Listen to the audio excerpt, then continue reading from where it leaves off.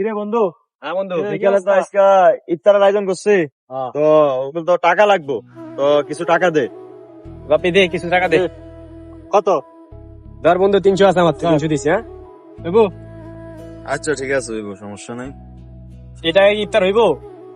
ইনশাল্লাহ হইব। শোন, আমগো এলাকায় একজন কাকা আছে না, ওই যে বড় লোক, হ্যাঁ হ্যাঁ। আমরা ওনারা দাওয়াত দেবো, ওনার কাছে যাইলে উনি যদি টাকা দেয় তাহলে আমরা ইফতার আয়োজনটা আরো অনেক বড় করে করতে পারবো। হ্যাঁ বন্ধু ঠিক আছে, তাইলে যাই।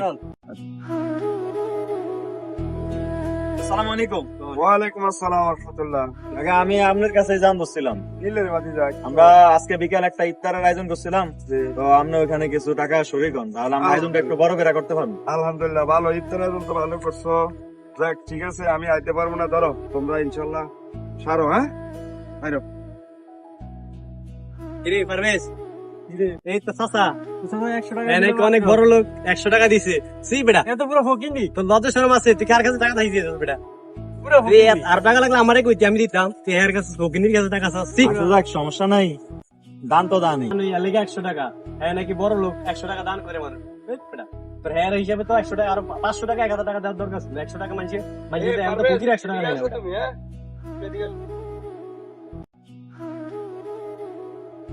ধরো এই 1000 টাকা তোমাদের ইফতারির পার্টির সাথে যোগ করো। হ্যাঁ বুঝলাম না কাকা, আপনি অবশ্য সামনে দিলেন 100 টাকা, এখন আমার এই জায়গায় না ডাইকা দিতেছেন 1000 টাকা। এই টাকাটা তো আপনি ওই জায়গায় দিলে পারতেন।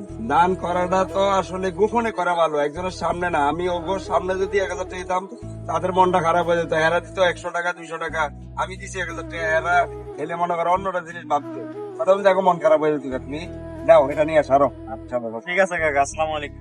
তো বন্ধুরা, কারো দান দেখে হাসবেন না, কেউ হয়তো গোপনে দান করতে ভালোবাসে।